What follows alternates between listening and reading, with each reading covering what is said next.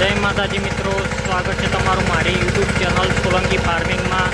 મિત્રો આજે આપણે ફરી એરંડા હળવા આવ્યા છીએ। મિત્રો તમે જોઈ શકો છો, આપણે એરંડા હળવાનું ચાલુ કરી દીધું છે। મિત્રો આવડા